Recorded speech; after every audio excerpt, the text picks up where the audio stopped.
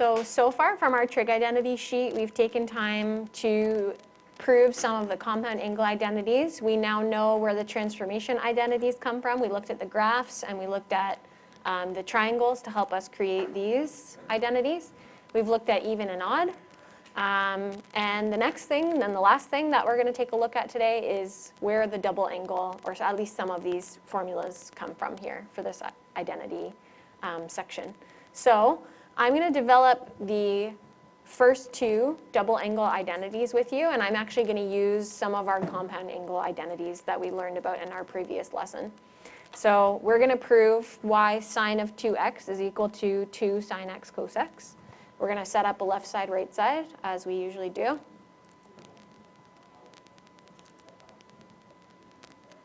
Wow, I'm just drawing this line really poorly. There we go. It's a good one. 2x plus 0 in there? No. Close to the idea that we're going to use, though.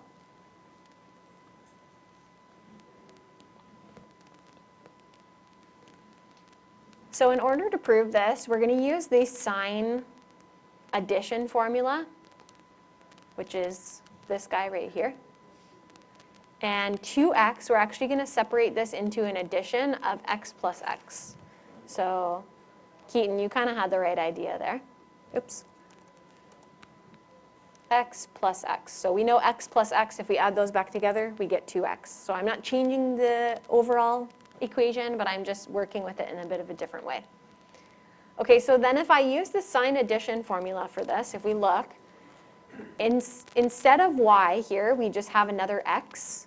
So I'm going to have sine x cos x plus cos x sine x.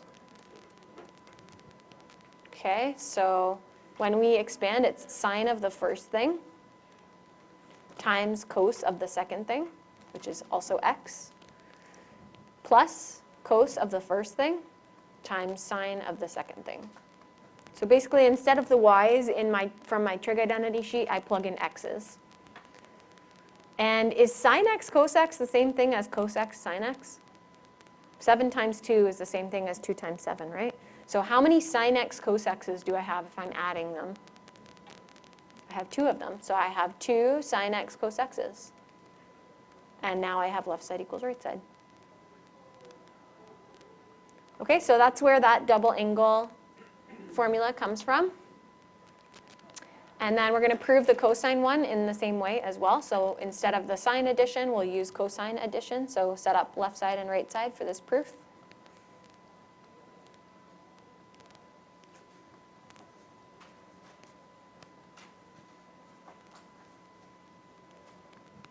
And I'm going to express this, instead of 2x, I'll express this as x plus x.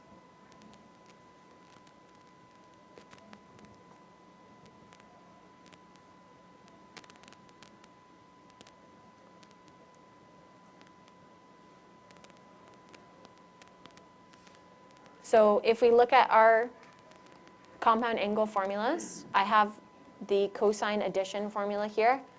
I will just replace these y's in this expansion with x's. So I'll have cos x minus sine x sine x. So just look at your identity sheet. Cos x minus sine x sine x. Keaton, what's cos x times cos x? 2 cos x or cos? 2x. Cos squared x. Anything times itself is that thing squared. And then sine times sine, Keaton, is? Sine squared. Very good. And now we have left side equals right side.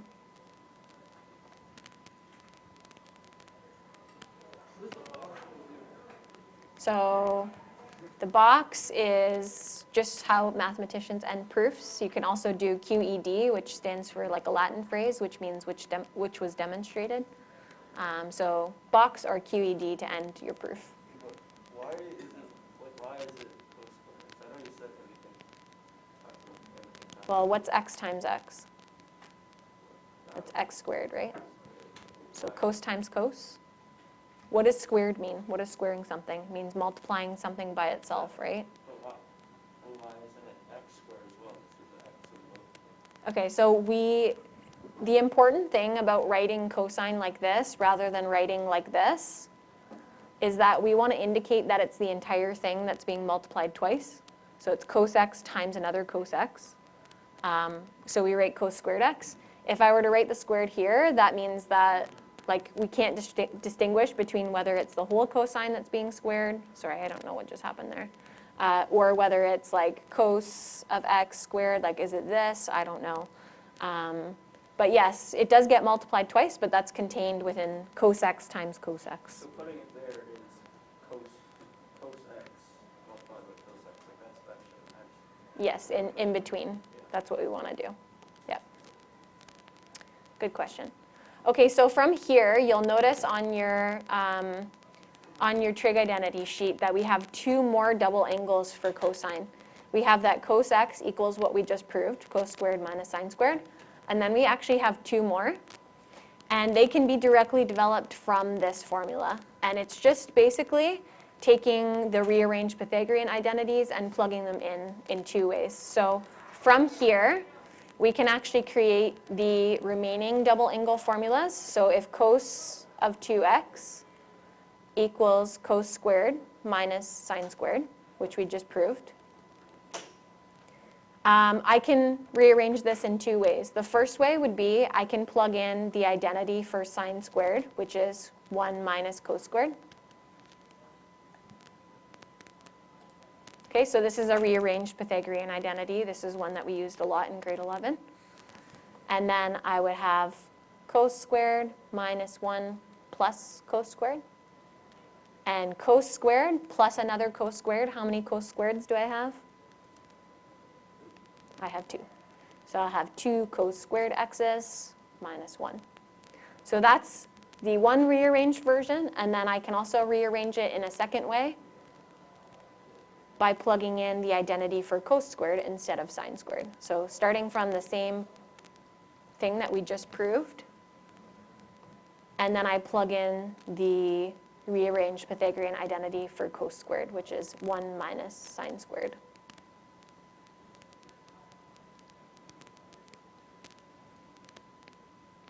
And I have a negative sine squared and a negative sine squared. How many negative sine squareds do I have? So then I'll have 1 minus 2 sine squared x. And that's where the second, or the third, I guess, double angle formula for cosine comes from.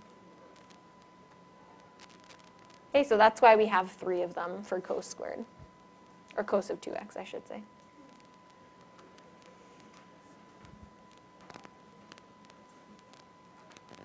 The tan one gets developed from the fact that tan is equal to sine over cosine, and then we use the sine double angle and the cos double angle to prove that. Okay, we're not going to do that one in the lesson together, but we use sine over cos for tan. Okay, so these are our double angle formulas. These are contained, if you look on your sheet, they're all in the box on your sheet as well. So we have the one that we proved above for sine, the 3 that we proved above for cosine, and then as I mentioned, tan we can get from the 2 double angles from sine and cosine. So we're going to just use these to solve some problems now. So simplify each of the following expressions, then evaluate. So I just want you to look and see if you can find a pattern to sine of something, cos of something from the list above. What pattern does that fall into for these identities here? Uri, can you shut the back door for us? What did you say, Keaton? Okay, so we have the pattern that looks like this, right? Sine of 2 sine something cos something. We're going to put it back into this, which will be, what is our x represented by here? Like, what would be x? Pi over 12. So this will be sine of 2x, which is pi over 12 in this case. So we'll multiply it by pi over 12. And when I multiply 2 by pi over 12, these will cancel, and I'll get pi over 6. Can we evaluate sine of pi over 6?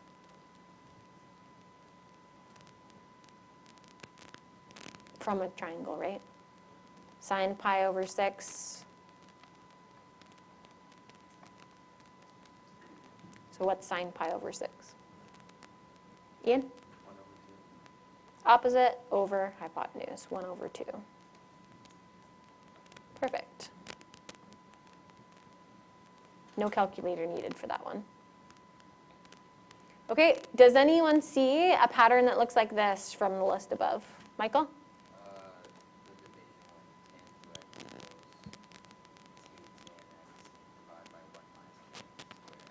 Perfect. So I see this entire pattern matches this pattern. So let's go backwards here. What is the x being represented by in this question, Michael? Pi over 8. So I will have tan of 2 times pi over 8. And the 2 and 8 will reduce to 1 and 4. So then I'll just evaluate the tan of pi over 4. We know how to do this, right? Just from triangle. So we need opposite over adjacent for pi over 4. So it'll be 1 over 1, which just gives us 1.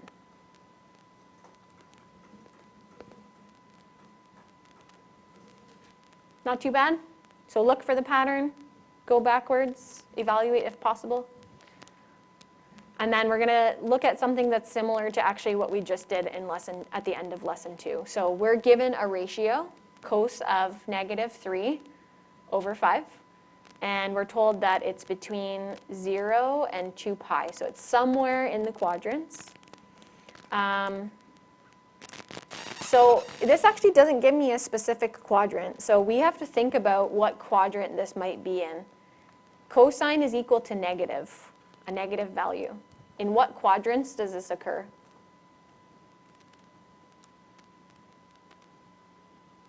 Michael? That's where cos is positive, so then cos is negative. Perfect, in sine and tan. So I have to consider the possibility that my theta could be in either of these, okay?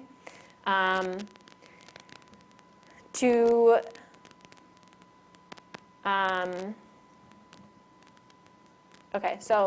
find sine of 2 theta, which is being asked, and cos of 2 theta, we'll need to find sine of theta using this cosine ratio that's given in the question. Since the original cosine ratio is negative, it could be in quadrant 2 and 3, as Michael said, and we will consider both scenarios. Okay, so either way, I have an x that is -3, and I have a radius, which is 5. The only difference in this quadrant versus this quadrant is that y will be the same value, except in the upper quadrant, y will be positive, and in the lower quadrant, y will be negative. So I should get the same lengths of the sides and everything like that, though. Okay, so that's the first option that I could have. That will be the second option. And in both of these options, x is -3. And r is 5. And we must find y. So I'm going to use Pythagorean Theorem, just like we did at the end of lesson 2. We have x is -3. Put that in brackets. We want to make sure we square the negative with it. And we have r as 5. So -3 squared is +9, and then when we move it over, it becomes -9.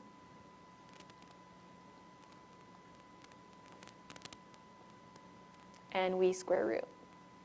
And when I square root, I consider the positive and negative options, right? So y is either +4 or -4. And I'm actually going to keep both of those answers because up in this quadrant, it's +4, but down in this quadrant, it would be -4.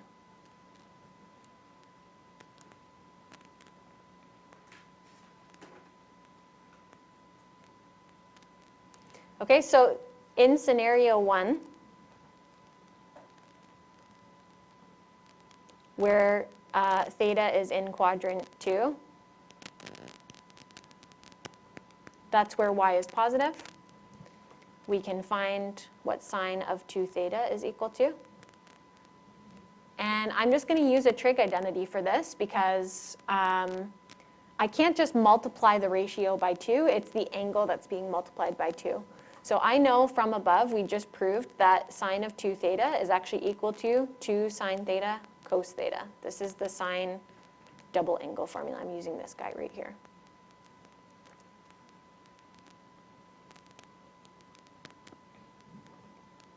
What is the sine of 2 theta in scenario number 1 in quadrant 2? Bella? 4/5. And cos of theta, that's given in the question, it's negative 3/5. So we're going to just multiply everything together here. 2 times 4 times negative 3, and 5 times 5.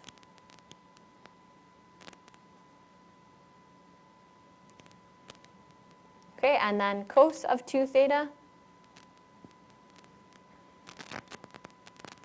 You can use any one of the 3 double angle identities for cosine. So someone want to choose one of the ones from cosine for us here? Which one should we use?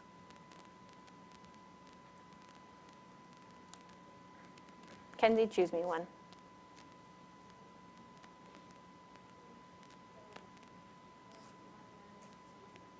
Okay, so Kenzie chose that one, so we'll use that one. 1 minus 2 sine squared x. So in this case, it will be theta instead of x. And I know that in scenario number 1, sine theta is equal to 4/5, as we plugged in above. And then because it's sine squared, we'll square it.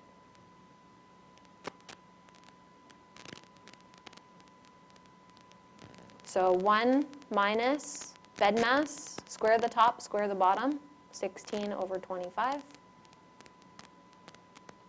1 minus 2 times 16, so that's 32/25.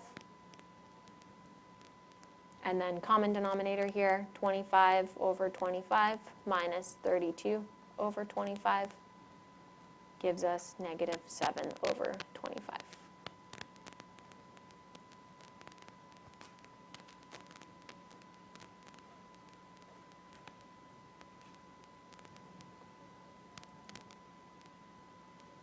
Okay, so in the scenario where we're in the bottom quadrant, this one shouldn't take us a lot of extra effort because the only thing that changes is whether I have a negative or a positive in that bottom quadrant. Zach? Where did the 4/5 come from? So sine in this is y over r or opposite over adjacent. So we're just using SOHCAHTOA. So opposite over adjacent, 4/5.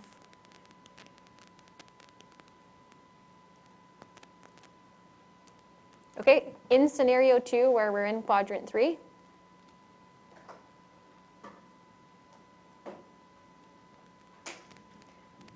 instead of plugging in positive 4/5, the y is negative. So I just plug in negative 4/5. So sine of 2 theta, there's not a lot of extra work that has to be done here. You're plugging in negative 4/5 instead of positive 4/5 like we did below.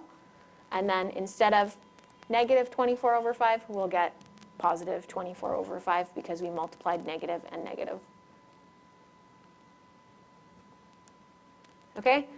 How about cos of 2 theta? If I plug in, yeah, Bella, question?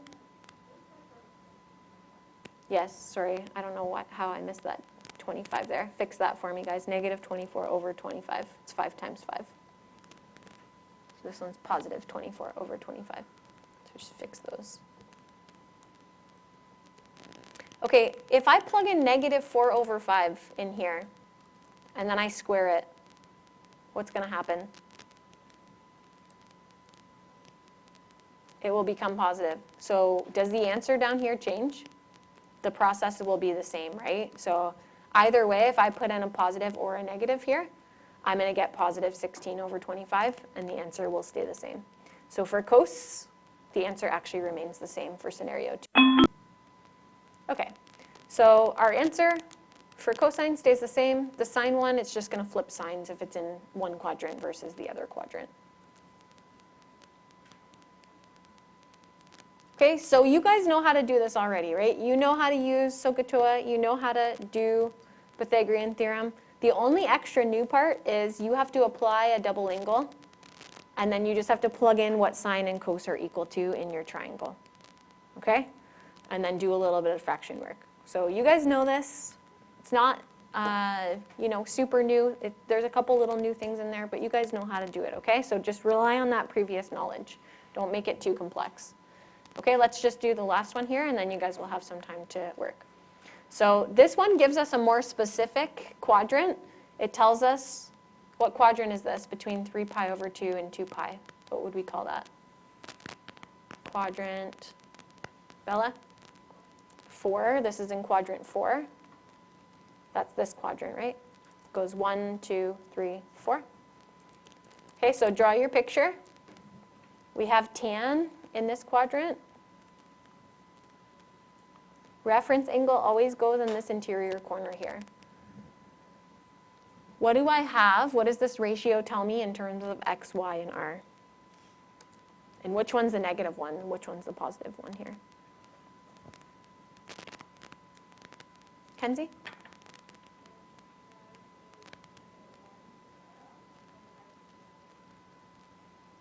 Y is -1. I know that because tan is opposite over adjacent. It's also y over r, y over x. And how did you know where to put the negative with this one?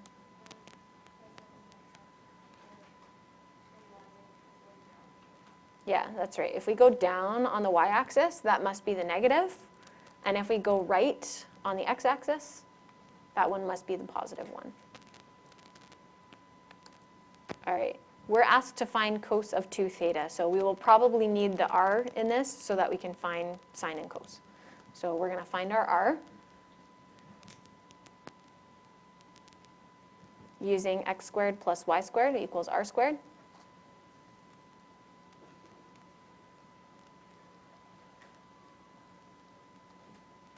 Just as we did in the previous question. So just find your missing side for all of these types of questions.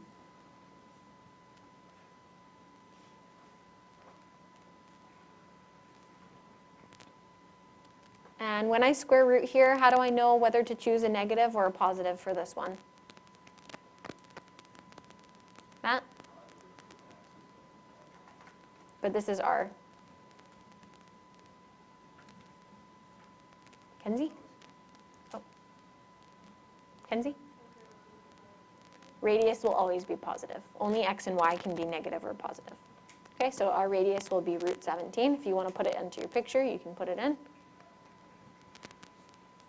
Okay, and then we can choose any one of the 3 cosine formulas to calculate this. So who wants to choose us a cosine formula that we can use?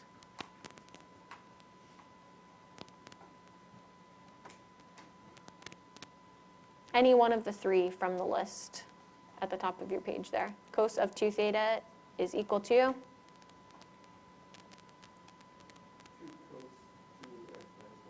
Okay, 2 cos squared minus 1.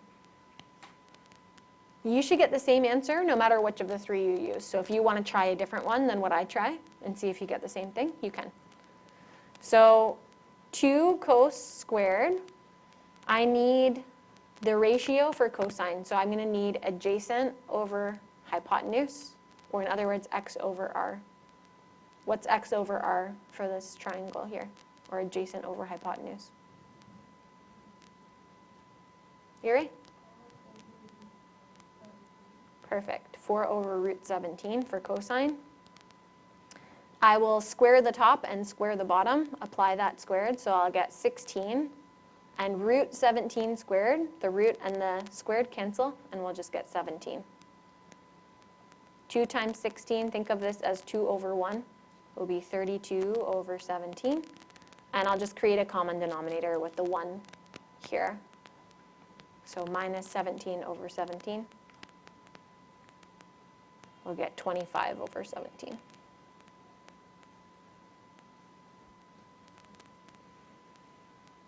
Okay, you can check as well if you want to do sine squared minus cos squared or 1 minus 2 sine squared, you should get the same answer either way.